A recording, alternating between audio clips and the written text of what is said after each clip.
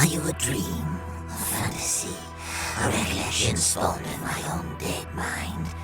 Yes, you are that, but you are more too. I know you, Spirit Eater. You are an irony that walks, two fates bound together, both severed and incomplete. And you have brought others, cast-offs, discarded souls such as this priestess. She is of the higher planes, tinged with Kalimvor's blind philosophy, salted with the wretched tears of Ilmater's pity. Are you here because Ilmater has now done as Kalimvor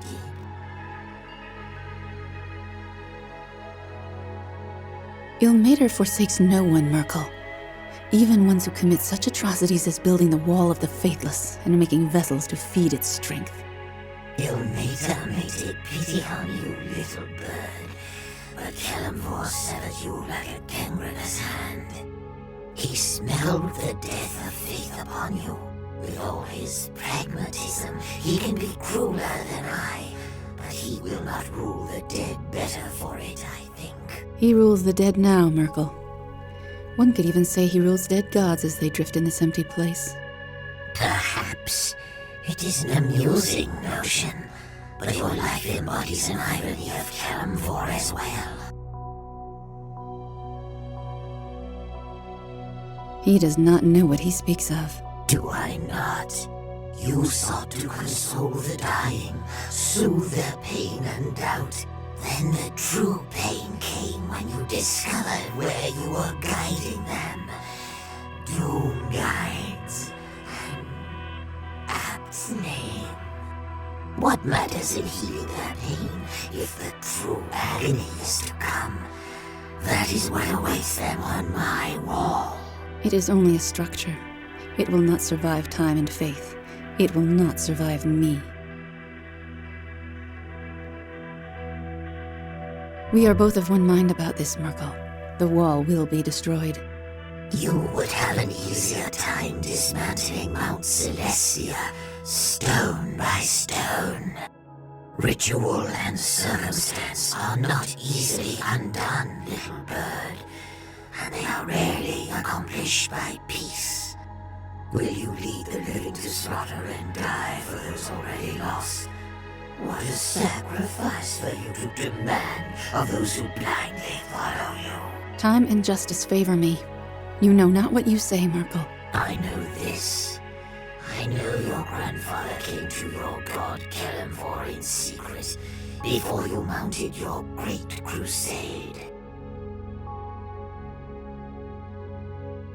He lies.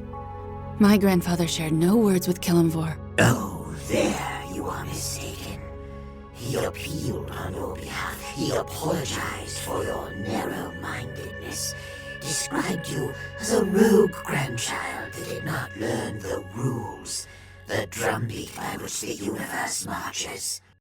Your own blood condemned you, but it was only a small punishment, was it not? You had already discovered how thin the cloak of Kalimvor's faith was. It does not keep out the cold, not at all. His punishment cast you out of his halls, sealed the door of your home to you. Never again will you walk on the slopes of Mount Celestia, hear the chorus in the house of the Triad. You are an angel left to walk the earth, with only her burning need for justice to keep her warm. A fairy tale with a bright beginning and a fiery end, I think. But isn't this how such falls always begin?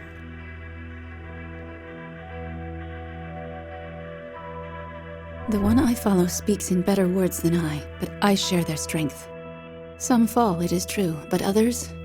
Victory and justice sustain them until they reach the gates of their enemy. Ah, a crusader's heart. Follow the same path, and the destination shall be no different, little dove. I should have devised punishments and prisons for one such as you, little priestess, who drift from god to god, leaving tracks in the ashes of your smoldering faith. Your wall of the faithless will not endure, Myrkul. Like you, it will die in time. I have accepted death. You, however, perhaps in guarding death's kingdom, you thought such fates were beneath you. Who has fallen now? When you go before Kelemvor, little dove, see what he says to your reasons and your appeals. Ask him to dispense with ritual, with the agonies of the war, and listen to his answer. At that moment you will fall. You will know that the planes turn, and justice does not drive them. Once you were the lord of decay, of corruption, of wasting away, and now you are at the mercy of all those things. It makes me suspect the universe is just. Like your former god, you favor blunt action and brute force, with little regard for what such actions cause farther down the road. And perhaps what you see is not justice, but only amusement and irony, two things which I value more.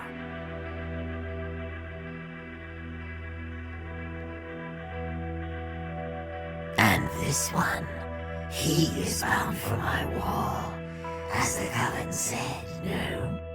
If the wall remains there when death comes for me, I shall crack it from within. Braver and stronger tribes spawn of hags. Despite your ego, the universe does not bend to your whims, and it is I who set the rules long ago. But you still do not believe in gods or faith, even as you look upon my corpse. But I suppose to believe in one such as me, to you that is a death of a different sort, and no less painful than dying within my wall of the faithless. And what other detritus clings to you, Spirit Eater? The Red Woman, she has been here before. All that she is now, she owes to me, and to you, Spirit Eater. Your memory is fading faster than your name, old god, and you're wrong on 2 counts. First, I have never been to the astral realm before this moment, so this is not a reacquaintance. And second, I owe you nothing. But you stood before me just a short time ago, Red Woman, burning with rage and love in equal measure. What a shattered thing you have become, as ignorant of your own nature as the one who leads you. If only your beloved had accepted my judgment of you, your suffering might have ended long ago. Spirit Eater, speak, and tell me what has brought you to this boneyard of gods. Did you step through a portal without knowing where it led?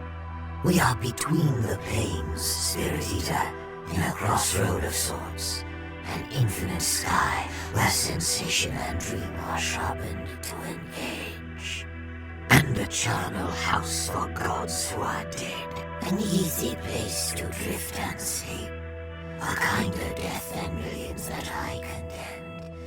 But then, the planes do not promise justice, do they?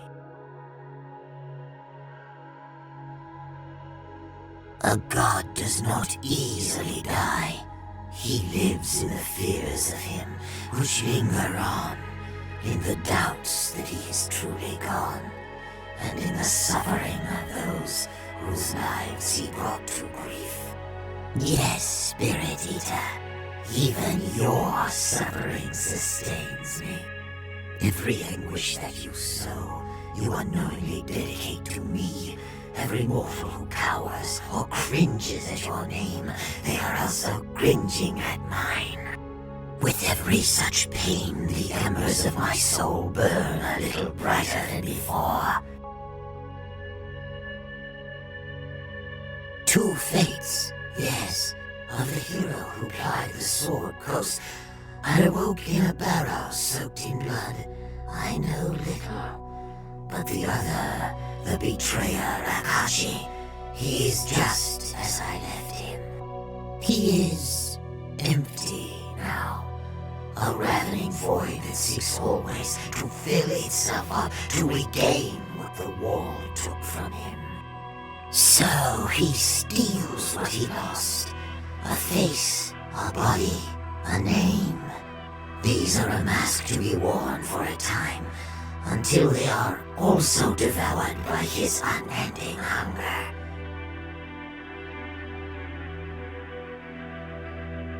Yes, a man whose crimes against the plains were unsurpassed, and I devised a fitting punishment to match them. The betrayer's hunger was born in the wall of the faithless. I placed him there and watched as his mind slowly drained away. His thoughts, his memories, these were torn from his grasp. One by one, emptiness filled him, the hunger of the wall.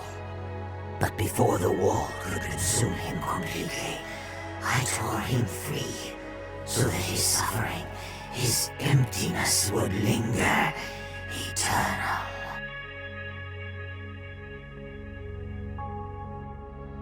He raised an army, marched against the realm of the dead, against his god. Is that not crime enough?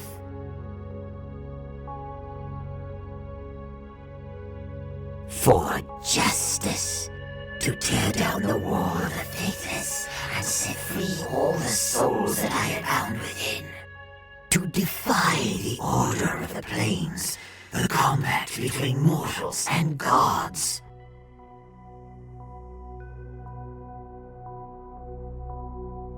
Do not presume to hurl blame at my door, Spirit Eater. I cannot account for the treacheries of every mortal soul, only for their consequences. Oh, it was no matter of choice. The betrayer has become an empty, mindless thing. When he devours one mask, he simply waits for the next to appear. Perhaps you blundered too near, or perhaps he lay in darkness, trapped and forgotten, and someone gave you to him. Only love could be so cruel, I think. Oh, you have seen delusions, perhaps? The spawn of your desperate mind. Nothing remains of the betrayer's mind or self, else he would not be the ravening empty beast that he is. Was it then? I said those things, yes. If you are so clever, Spirit Eater, then make your point.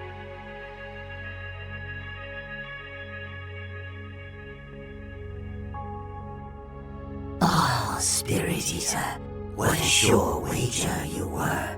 And of all the masks, you are the first to know what you truly are. Two faces bound together. One betrayed my faith, the other never worshipped me at all. The irony is deep and worthy of a god's devising.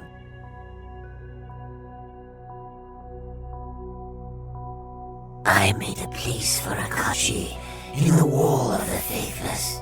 Your soul has gone to fill it.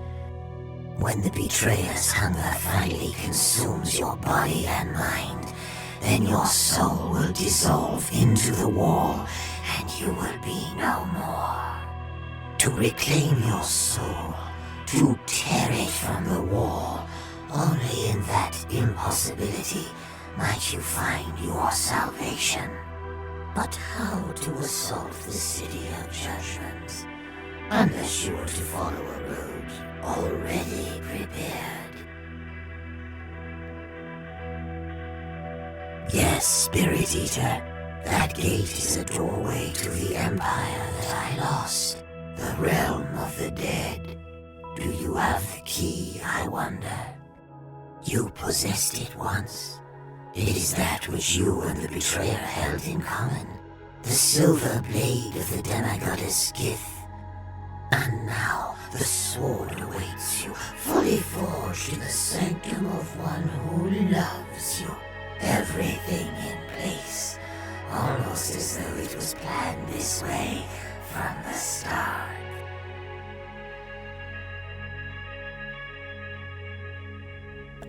Let you discover that little morsel on your own, Spirit Eater. I will not be there to enjoy the moment, but just knowing it must occur is amusement enough. Use the blade to open the gate, assault the city of judgment, and tear your soul from the wall. Finish what Akashi began. Your captains have waited long for your return. When the gate swings wide, they will come like loyal hounds, tongues lolling from their mouths at the very thought of a new crusade. The fallen angel, his wings dark now, their luster surrendered for you.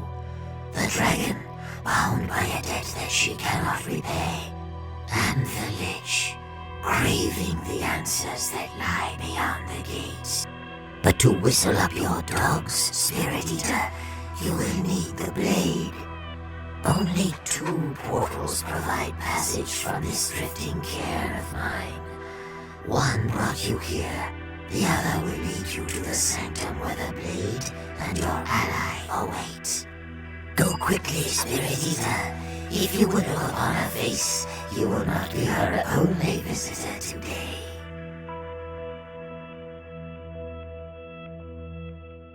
My hound is clever, is he not? You opened the door, as Ahriman hoped, and now he follows your ally to a wretched den. You saw him in your dream of the gate, saw him for the priest he once was, who served me at his brother's side, and turned against me at his brother's whim. He chose his brother over his god, but in his brother's defeat, I showed him mercy. He saw his error and repented on his knees.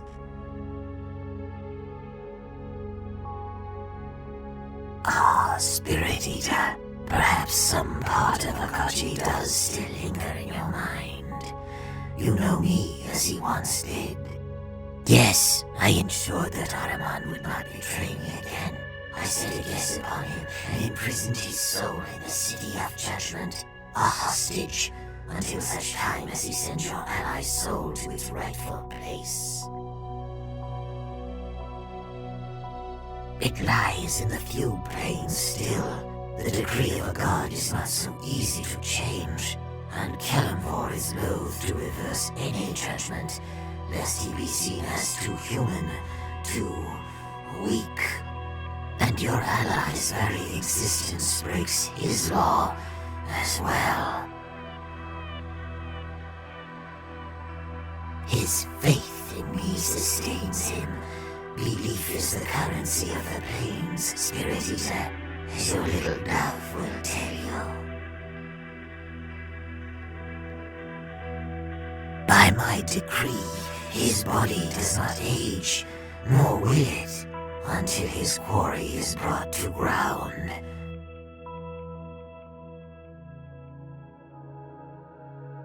Will it? You may spare your soul the agony of the wall, but Akashi will live on. His hunger was born of the wall, born of emptiness. You cannot destroy that which is empty. The Spirit Eater will live on, as will I.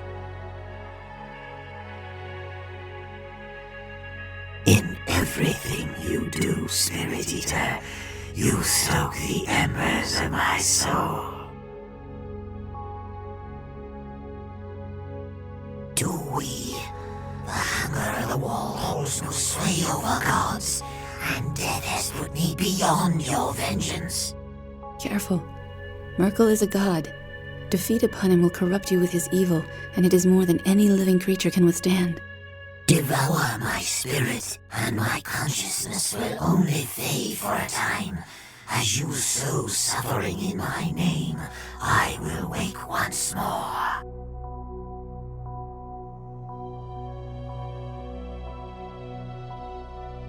Listen to me. Do not do this. To devour him will doom you as well. Enjoy your feast then. By every such act you glorify me. Your hunger will live on, as will I.